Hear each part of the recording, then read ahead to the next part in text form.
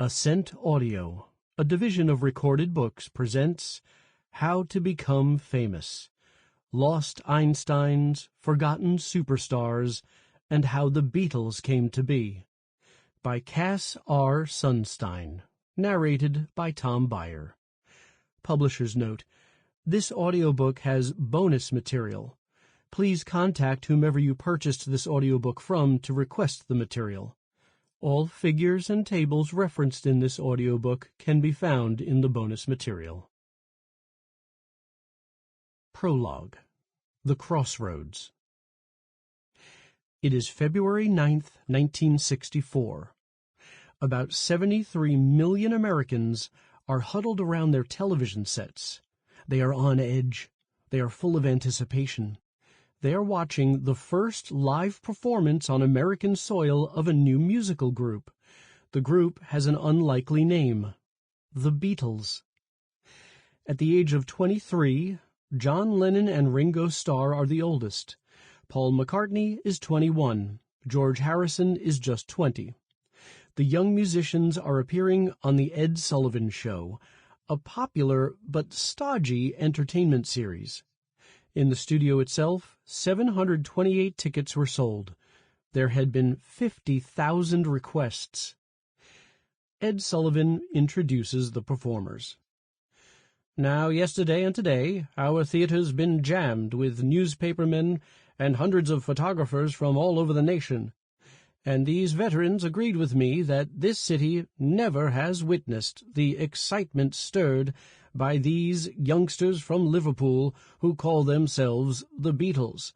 Now tonight you're going to twice be entertained by them, right now and again in the second half of our show. Ladies and gentlemen, the Beatles. Let's bring them on. The group begins with All My Loving, sung by McCartney. Close your eyes and I'll kiss you. Tomorrow I'll miss you. The teenage girls in the audience shriek and scream. They scream so loud that McCartney is nearly drowned out. Members of the group smile and look up at the frenzied crowd in amazement, even disbelief. The disbelief is understandable. Just a little more than 2 years before, the Beatles had repeatedly failed to get a record deal in England. No one would sign them. They were not so far from giving up. Some people are struck by lightning. The Beatles were struck by lightning, and so was Taylor Swift, and so was Bob Dylan, so was Leonardo da Vinci, and so was Jane Austen, and so was William Blake. So was Steve Jobs, and so was Johann Sebastian Bach, and so was Barack Obama. Some people are not struck by lightning, which is why you have not heard of them. As Benjamin Franklin put it, there have been as great souls unknown to fame as any of the most famous. There are lost Beatles, lost Swifts, lost Dylans, lost Da Vincis, lost Austins, lost Blakes, lost Jobses, lost Bachs, and lost Obamas. People of extraordinary talent who never got a chance, and hence were never struck by lightning. Or people who were once struck by lightning, and hence got a chance, but who have been forgotten and lost. Some people are struck by lightning after their death. Bach is an example, and so is Margaret Cavendish, on whom more later. Of course, the idea of being struck by lightning is a mere metaphor, and it must be taken to include a whole host of twists and turns: where you were born, when you were born, whom you happened to encounter, who happened to encourage you, who enraged you, who helped you, who inspired you, who smiled at you, with whom you fell in love, with whom you didn't fall in love, who gave you a link or a megaphone or a contract, whether you benefited from some kind of bandwagon effect, and who happened to promote you. One twist is not like another twist. One turn is not like another turn. and for every encounter and inspiration and smile, there is a non-encounter, an inspiration that didn't happen, a blank stare, a distracted look, a link that wasn't, or a grimace. One of my aims here is to emphasize the crucial role of serendipity and luck, which means that it is a mistake to attribute spectacular success to the intrinsic qualities of those who succeed. Of course, it is true that those who succeed might well be extraordinary. The Beatles were extraordinary, and so is Taylor Swift. Of course, it is true that without their extraordinariness, they might not have gotten very far. But how did they become extraordinary? In what way did they get extraordinary? In any case, their extraordinariness was hardly sufficient to get them where they ended up. Countless extraordinary people in business, politics, science, and the arts never get very far. I also aim to open up the black box of serendipity and see what we might find there. To some extent, at least, serendipity can be engineered. Here is one way to think about it. Life is a series of lotteries. All of us have entered a large number of them without knowing it. You are in a bunch of lotteries at this very moment. What ticket will you draw? With respect to fame, some people draw winning tickets. A lot of that is simple luck. Still, it is possible to increase one's chances. The topic of fame is intriguing in itself, not least because of its overlap with the even larger topic of success. I will have something to say about both. It is tempting to focus on what's hot, or on some vehicle or trend of the last year, month, week, or day.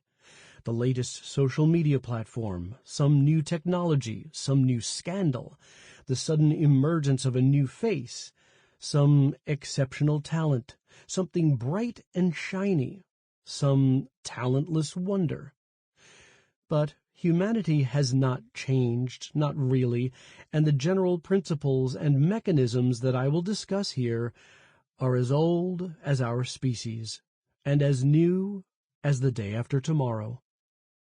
As we shall see, the topic of fame is also a window onto a host of the most fundamental issues, involving memory, business, culture, sports, politics, science, and, emphatically, religion.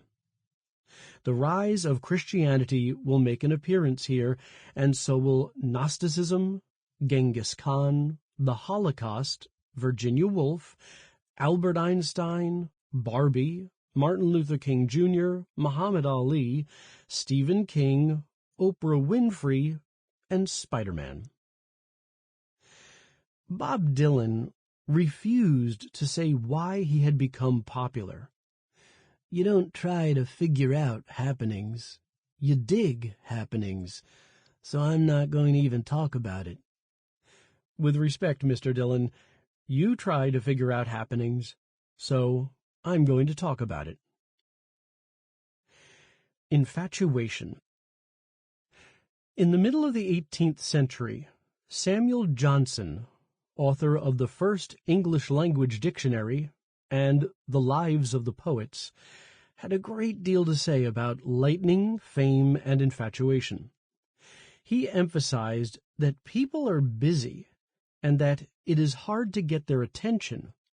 For that reason, no man can be formidable but to a small part of his fellow creatures. Even worse, almost everyone is rapidly forgotten, even if they become famous during their lifetime. Speaking of writers in particular, Johnson said, "If we look back into past times, we find innumerable names of authors once high in reputation, read perhaps by the beautiful, quoted by the witty, and commented by the grave, but of whom we now know only that they once existed. Johnson was right, but he understated it. We might not even know that they existed. Johnson drew a sharp distinction between fame in one's lifetime and lasting fame.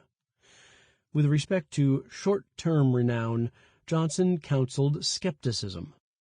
Johnson pointed to the bubbles of artificial fame, which are kept up a while by a breath of fashion, and then break at once and are annihilated. If we could retrieve the works of ancient writers, famous in their time and now lost, Johnson thought that we would be unimpressed. We would ask, why did anyone think they were special? How on earth did they ever get famous? In Johnson's account, we would wonder by what infatuation or caprice they could be raised to notice. Infatuation and caprice define fame during one's lifetime. The verdict of the long term is, in Johnson's view, far more reliable. Johnson's favorite example? William Shakespeare. One reason is that he was an incomparable genius. Another is that his work speaks of enduring things, relevant not only to his time and place, but more broadly to our species. At the same time, Johnson recognized that even enduring fame is a complicated thing. Speaking of Shakespeare, Johnson wrote, "Yet it must be at last confessed that, as we owe everything to him, he owes something to us, that, if much of his praise is paid by perception and judgment, much is likewise given by custom and veneration." Johnson continued, "We fix our eyes upon his graces, and turn them from his deformities, and endure in him what we should in another loathe and despise." That's a bit like being in love, isn't it? Johnson used the term bubbles, and so do we.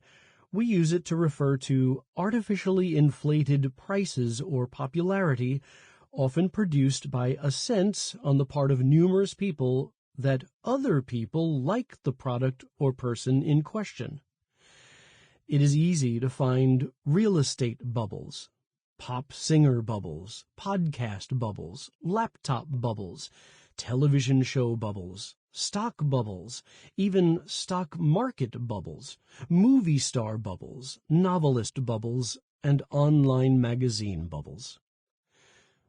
Bubbles pop. Yesterday's icon is tomorrow's flop. That's the theme of Bob Dylan's Like a Rolling Stone. Ah, you never turned around to see the frowns on the jugglers and the clowns when they all did tricks for you. In Johnson's view, fame is often a kind of bubble, and it is a product of infatuation or caprice. Johnson thought that we should trust the long term. Should we? Citizen Kane is often said to be the greatest movie ever made. In 1942, it lost the Oscar to How Green Was My Valley. Does anyone remember How Green Was My Valley? The Dave Clark Five were an immensely popular group in the early 1960s, often compared to their great rival, the Beatles. Music magazines devoted many pages to the intensely disputed question of which group was better. In 1964, an entire magazine was published with the name Dave Clark Five versus the Beatles. The cover quoted Ringo as saying, "They're just imitations," and Dave Clark saying, "I'll duel with Ringo." The Dave Clark Five have sold more than 100 million records. I remember the Dave Clark Five well. They are scandalously underrated. Glad All Over is terrific, and Bits and Pieces and I Like It Like That are irresistible, but their best song is Catch Us If You Can. It's improbably exuberant, and it's infectious. Here is its central theme. Here they come again, Catch us if you can, Time to get a move on, We will yell with all of our might. As you might have guessed, the Dave Clark 5 didn't come close to the Beatles. If Johnson was right, Citizen Kane, yes. How Green Was My Valley, no. The Beatles, yes. The Dave Clark 5, no. Mozart, yes. Salieri, no. Jane Austen, yes. Mary Brunton, no. Johnson did not think that long-term fame could be a product of infatuation or caprice. But recall his qualification. Those who enjoy enduring fame owe something to us. When someone or something becomes iconic, we fix our eyes on their graces and endure what we would despise in others. The idea of bubbles will be central to my argument here. But Johnson got it wrong. He had nothing to say about a central question. Who gets a chance and who does not? Who gets a break and who does not? Who gets effective champions and who does not? In any case, short-term fame and long-term fame are not so different. The intragenerational case is the intergenerational case speeded way up. The intergenerational case is the intragenerational case slowed way down.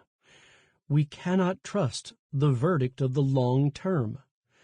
Custom and veneration, and infatuation and caprice make all the difference even over centuries. Johnson was demonstrably wrong to say that if we uncovered the long-lost work of those who were celebrated in their time, we would be disappointed in its quality and wonder why it had once been celebrated. Much of what has been lost is very great indeed. Often we do rediscover what has been lost, and we are bowled over by it. Lightning strikes. It might strike at a surprising time, when someone who was ignored for most of their life makes it big in old age, or when a poem or a product is celebrated years after it was written or made. We can learn large lessons from that. What's in the canon? Now, 20 years from now, 50 years from now, there are often staggering surprises. Up jumped the devil. For a case in point, let's turn to another writer named Johnson, Robert, not Samuel. Have you heard of him? A stunning guitarist and songwriter who played the blues, Johnson died in 1938. He was just 27. During his short life, he was far from famous and he made little money. Sometimes he played on street corners. In his 2 recording sessions, and there were only 2, he recorded a grand total of 29 songs. We know very little about his life. In 1961, through a series of accidents, Columbia Records released an album of his songs called King of the Delta Blues Singers. Somehow, the album caught on. Through word of mouth, it created something like a cult, which included many of the greatest popular musicians from the 1960s to the present. Did Johnson lay the foundations for rock and roll music in its current form? Maybe. Eric Clapton described Johnson as the most important blues singer that ever lived. Bob Dylan said that Robert Johnson's words made my nerves quiver like piano wires. Dylan reported, the stabbing sounds from the guitar could almost break a window. When Johnson started singing, he seemed like a guy who could have sprung from the head of Zeus in full armor. Dylan added, if I hadn't heard the Robert Johnson record when I did, there probably would have been hundreds of lines of mine that would have been shut down. Pause over that. it tells us something important about how culture works. Art, music, literature, business, religion, politics. Robert Johnson, so obscure in his lifetime, is now an icon. Books are written about him. Documentaries are made about him. People speculate endlessly about his mysterious life and about how he acquired his genius. There is a legend that one day in Mississippi, Johnson went down to the crossroads and made a deal with the devil. One of Johnson's biographies is called Up Jumped the Devil. Another is called Crossroads. Another is called A Meeting at the Crossroads. From Moby, the American musician and songwriter. For his sake, I'm sorry that Robert Johnson sold his soul to the devil, but for our sake, and the sake of music, I'm glad he did. Johnson didn't sell his soul, of course, but it's an arresting metaphor for those who do extraordinary things. Decades after he died, Johnson was struck by lightning. One of my main points is that there is no recipe for how to become famous, and in that sense, my title is a bit of a cheat. This is not a how-to manual. Lotteries are random draws. Consider Ecclesiastes. The race is not to the swift, nor the battle to the strong, neither bread to the wise, nor yet riches to men of understanding, nor yet favor to men of skill, but time and chance happeneth to them all. Let's not argue with Ecclesiastes, but as we shall see, identifiable factors matter and they can be enlisted. Quality is important, of course. What quality? A good question. Tireless champions matter a lot, and they can be critical. Individual advocates, managers, fans, societies, descendants, devoted children, and keepers of the flame. Johnson had Boswell. The Beatles had Brian Epstein. The zeitgeist can help or hurt. Sometimes it makes all the difference. Some people catch a massive wave, and for some people, there is no wave to catch. Connie Converse, on whom more later, could not find a wave. Is she our Robert Johnson? I hope so. Too soon to tell. An irresistible life story full of drama and question marks can be a spark. Mysteries are good. Still, what happens within one's lifetime is unpredictable, and history's verdict is fickle. Many people deliver something extraordinary, but never get a chance, even the limited chance that Robert Johnson got. The tale that I will tell is one of crossroads, shifting tastes, renewal, economics, opportunity, and politics, and paths that suddenly appear as if by magic on the horizon. Part 1. Iconic. Chapter 1. Sliding Doors. The brilliant 2019 film Yesterday asks a provocative question. What would happen in a world in which the Beatles had never existed, but in which one person, by some kind of magic, knows all their songs and delivers them afresh to that world? The hero of the film is a mediocre singer-songwriter named Jack Malik, who has failed to attract an audience and who is giving up on his musical career. One night, there is a blackout all over the globe. When the lights go out, Malik ends up in a car accident. Fortunately, he is not badly injured. After he is released from the hospital, he has lunch with a small group of friends who present him with a guitar. He plays the Beatles' Yesterday for them. They love the song. That's hardly surprising, but bizarrely, they claim to have never heard it before. Nor, they claim, have they heard of the Beatles. Certain that his friends must be playing some kind of joke on him, Malick goes online. He is shocked to discover that, in the world in which he now lives, the Beatles are entirely unknown. Even Google knows nothing about them. What on earth happened? Maybe John's glamorous, adored mother Julia never got him a guitar? Maybe John Lennon and Paul McCartney never got together in the first place? Maybe Paul was too shy on that fateful day in Liverpool, July 6, 1957, to introduce himself to John? Maybe John was in a sour mood and never invited Paul to join the Quarrymen, his band at the time.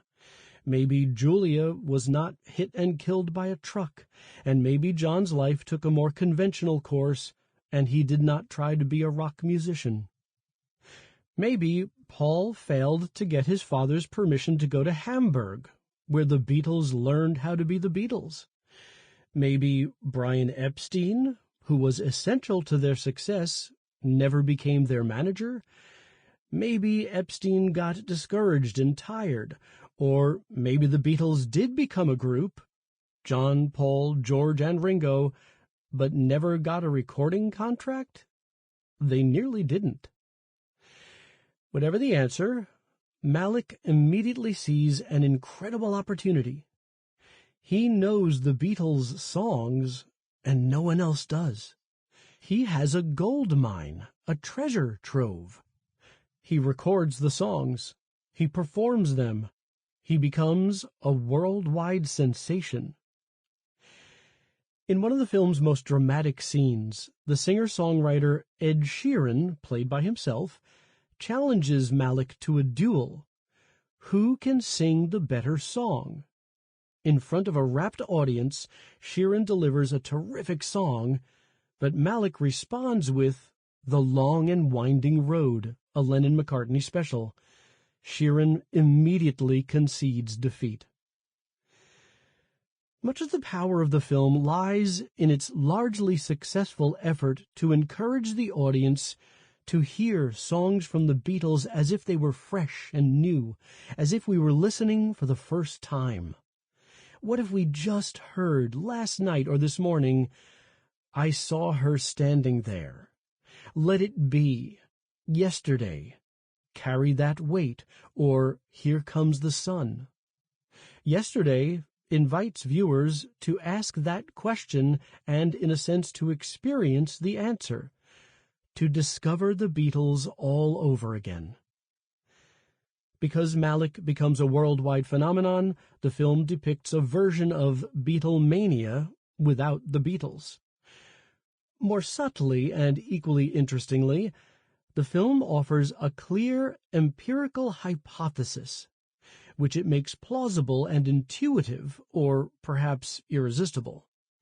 The Beatles, I think, were surpassingly great, and their sheer greatness was and is a guarantee of spectacular popularity wherever and however their music emerged. Would it be lovely to think so? It is hard not to think so. In 1966, John Lennon produced a scandal when he said, "We're more popular than Jesus now." With respect to fame and obscurity, the full quotation is even more inflammatory and intriguingly wrong. "Christianity will go, it will vanish and shrink. I needn't argue about that. I'm right, and I'll be proved right. We're more popular than Jesus now. I don't know which will go first, rock and roll or Christianity. Jesus was all right, but his disciples were thick and ordinary. It's them twisting it that ruins it for me."